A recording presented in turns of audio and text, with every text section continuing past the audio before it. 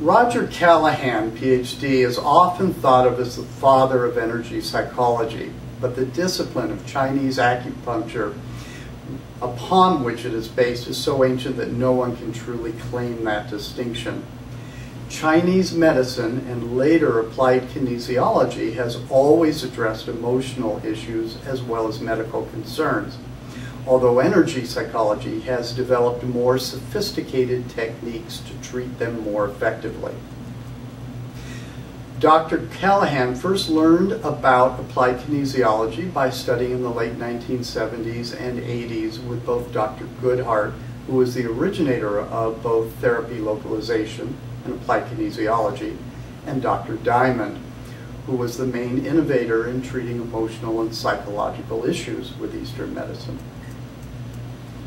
If anyone can legitimately claim the title of father of energy psychology, it is Dr. John Diamond. Dr. Diamond is a psychiatrist and the developer of behavioral kinesiology. Dr. Diamond utilized the thymus point, the acupoints of the body's alarm system, muscle testing, and verbal affirmation change. He also seemed to be the true originator of the psychological reversal, although his system is not generally known compared to other meridian therapies. Dr. Callahan modified behavioral kinesiology and developed his own system that he named thought field therapy, or TFT. Dr. Callahan theorized that not only is there an intricate connection between the mind and body, but that based on the concept of state-dependent learning, certain thoughts and emotions can set up a thought field that can both contain and cause dysfunction and weaken an otherwise strongly functioning body, as demonstrated by both subjective distress and manual muscle testing. He has termed this dysfunction as a perturbation or disturbance in a thought field. Essentially, what this means is that when a client thinks of an issue, memory, person, or topic that they find disturbing, their body reacts and will weaken in response. If they are not attuning to that particular thought, the muscle or body will not weaken. His goal is to resolve or collapse the dysfunction in the thought field.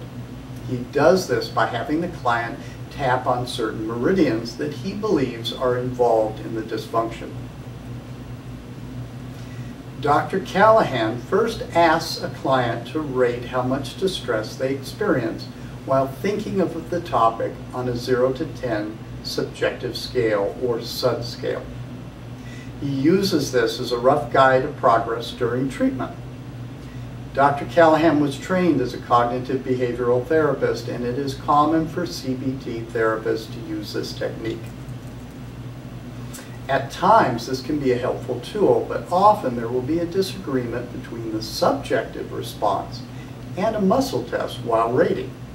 Personally, I rely on both the client's verbal and nonverbal responses and muscle testing to keep track of their distress level.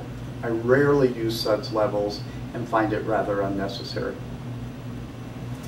In general, Dr. Callahan did not make testing for polarity an essential component of his protocol, although many TFT therapists do. It is important to remember that energy psychology techniques will not be effective or accurate without proper polarity being established.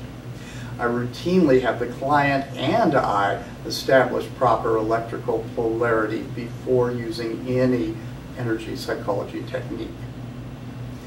Before proceeding with TFT protocol, it is important to discuss the subject of psychological reversals. Dr. Callahan is credited with the development of this phenomenon, but it would be more accurate to say that he enhanced and popularized it. Dr. Diamond was a clinician who first observed this dynamic. A client should be consistent with their self-statements and muscle tests if they are polar. If they are not, they are psychoenergetically reversed. If a client muscle tests strong for the statement of "I want to be happy" and weak for "I don't want to be happy," the client is congruent with that statement. If the client tests weak for the first statement and strong for the second statement. They have a psychological reversal. This can occur for a number of reasons, such as a past traumatic experience in which the person was told by a loved one that they would never achieve happiness.